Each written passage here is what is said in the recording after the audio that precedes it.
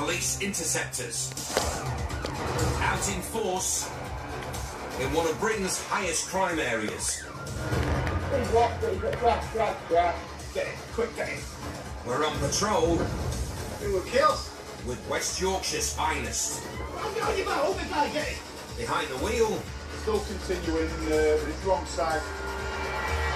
armed and ready, and poised to pounce. Taking down the villains Calm down your back. who put lives at risk. Stop. In the war against crime, the interceptors are battling Get down. on the front line. He's dangerous. There's no two ways about it. Going up. A reckless runaway wreaks havoc in Halifax. Oh, it's running. Clarkey gets a workout, Get down. Hands. Get your hand out. and Sophie gets an indecent proposal. I definitely would not. If I was off a shift, no, I definitely would not. I can't give the offer. All across the UK, criminals are willing to put lives at risk to evade capture. Another collision. But it's the job of the interceptors to hunt down and dish out justice to these lawbreakers.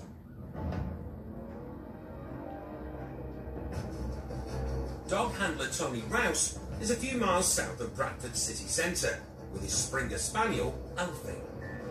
Former Chef Tony's been a cop for 15 years, and nothing makes him prouder than fighting crime with Alfie by his side. Del 69, show me on that one, please. That failed to stop.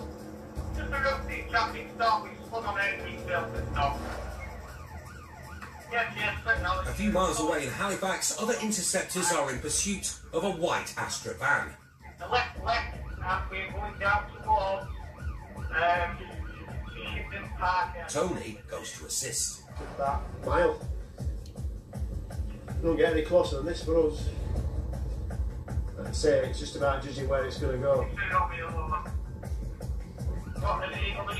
The van has failed to pull over on a routine traffic stop. The roads are quiet, but not completely empty.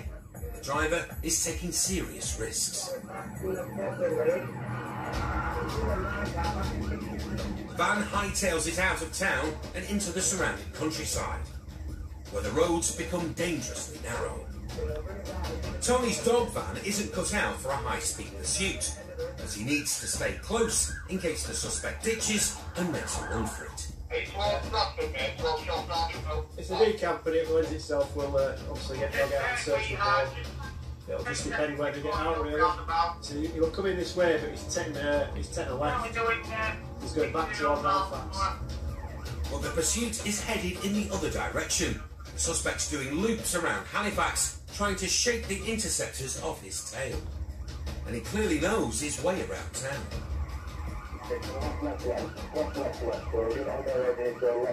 But the interceptors aren't giving him an inch. As the 60-mile-an-hour pursuit heads back into town, a pedestrian has a lucky escape. A moonlight stroll that could so easily have ended in tragedy. Meanwhile, further checks have revealed the suspect in the van could be carrying a gun. Possible there's a link to a firearm to that vehicle. Could be a link to the person in it, could be link to their address. He's got past information, but says he's got a link to a firearm. With a possible firearm in the van, the interceptors can't afford to let this fella out of their grasp. And he's coming back out of Halifax now, back towards Shipton. New back towards Shipton. Circling again.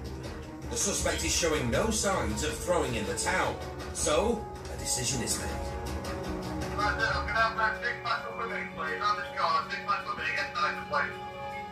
You're going to take back it up here. I'm going to go to the take back out, next week. With two specialist T-Pack drivers in pursuit already, a call is put in for a third. We'll take back the wheel behind us. The plan is to end the pursuit by boxing the van in on all sides. Come on, come on, come on. Oh yeah. It's not long before the third vehicle is on the scene. Not right, I'm here. I'm not able. So I'm round the bend. And the interceptors can make their move. Round the bend. Careful, fall out, man. Okay, right, you're going to go up inside, and I'll go back to the next side. Okay, mate. But at this speed, one false move could spell disaster. The lead unit rounds the van, Slow it down, like a slow it down. but the sneaky suspect simply mounts the pavement and manages to squeeze through. Don't touch that one back. That's The it. runaway driver is now heading back towards Tony. So he parks up and waits in case the van driver decides to ditch and run. Look, what's he coming down now? Here we come. There it is. He ain't stopping. As the suspect heads towards town, interceptors try to force him back onto quieter roads. Their plan works, but he's showing no signs of stopping. Desperate to bring the chase to an end, they mobilise for strike three.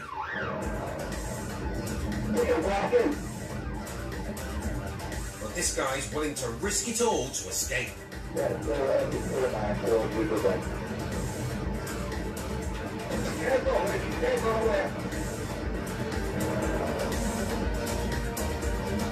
If this carries on much longer, the consequences could be catastrophic. Round the bend. Okay, stop. In Halifax, interceptors are on the tail of a white Astra van, whose driver failed to stop and is suspected of carrying firearms. Careful, fall out, man. Okay, right, you're going to go up inside, and I'll go back to the next side. Slow it down, like a slow it down.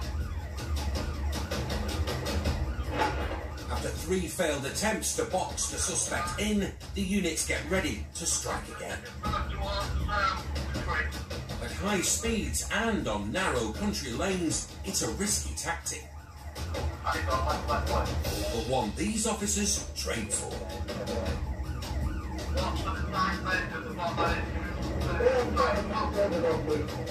The road up ahead is clear, so the interceptors make their move.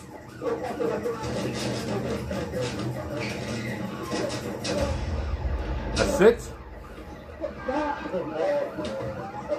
The pursuit is over, but at what cost?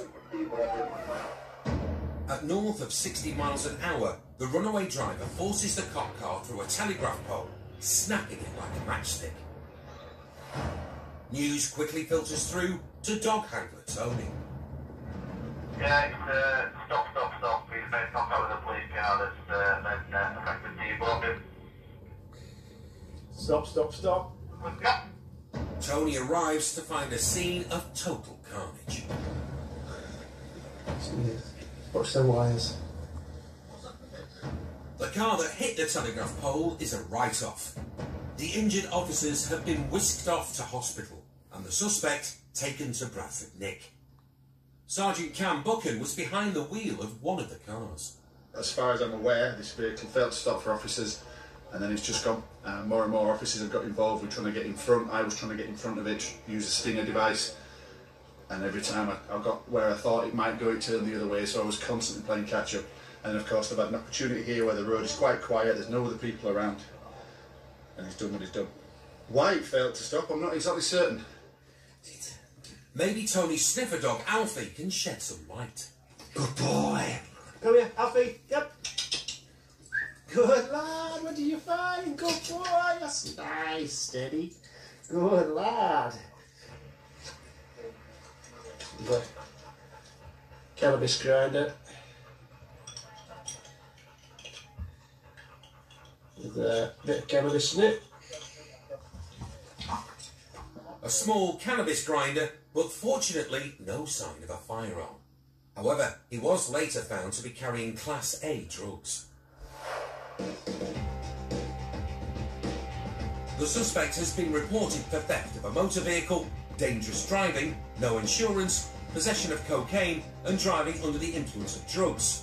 He is currently awaiting his day in court.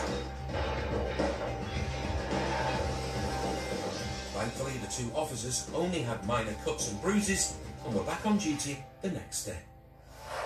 Apart from the paperwork, I'm more concerned I've got colleagues that have been injured, all for some questionable person who doesn't want to stop the police.